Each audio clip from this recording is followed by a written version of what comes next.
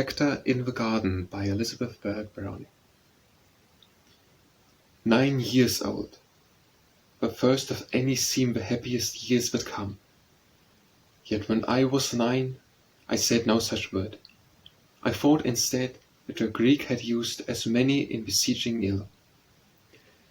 9 green years had scarcely brought me to my childhood's haunted spring. I had life like flowers and bees, in betwixt the country trees, and the sun, the pleasure, taught me which he teacheth everything.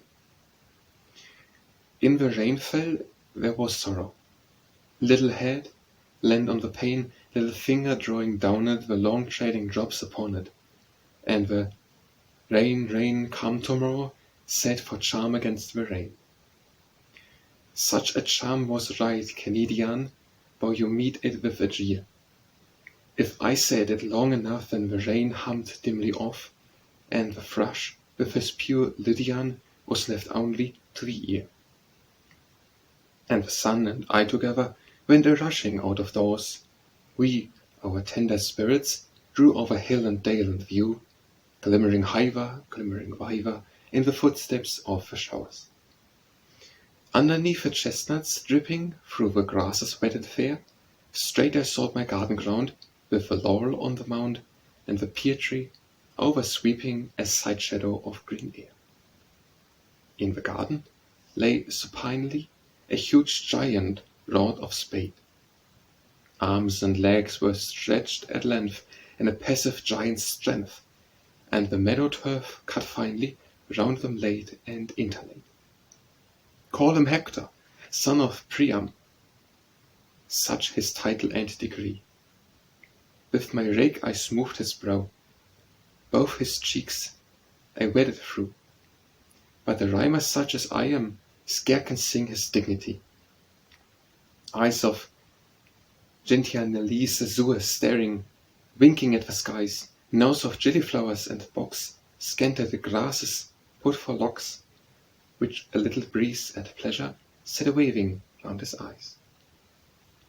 Brazen helm of daffodils, with a glitter toward the light, purple violets for the mouth, breathing perfumes west and south, and a sword of flashing lilies holden ready for the fight, and a breastplate made of daisies, closely fitting leaf by leaf, periwinkles interlaced, drawn for belt about the waist, while the brown bees, humming praises, shot their arrows around the chief. And who knows, I sometimes wondered, if a disembodied soul of old Hector, once of Troy, might not take a dreary joy here to enter, if it thundered, rolling up the thunder road. Rolling his way from Troy ruin in this body rude and rife, he might enter and take rest 'neath the daisies of a breast, they with tender roots renewing his heroic heart to life. Who could know? I sometimes started at a motion or a sound. Did his mouth speak, naming Troy? With an Troy? Did the pulse of a strong-hearted make the daisies tremble round? It was hard to answer, often. But the birds sang in the tree, but the little birds sang both, in the pear tree, green and old. And my terror seemed to soften through the courage of their glee. Oh, the birds, the tree, the ruddy and white blossoms, sleek with rain. Oh, my garden rich with pansies, oh, my childhood's bright romances, all revive like Hector's body, and I see them stir again.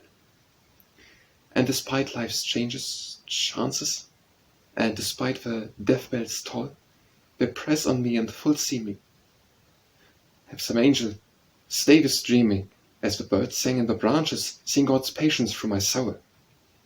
Let no dreamer, no neglecter, of the presence work unsped, I may wake up and be doing life's heroic ends pursuing, for my past is dead as Hector, and for Hector is twice dead.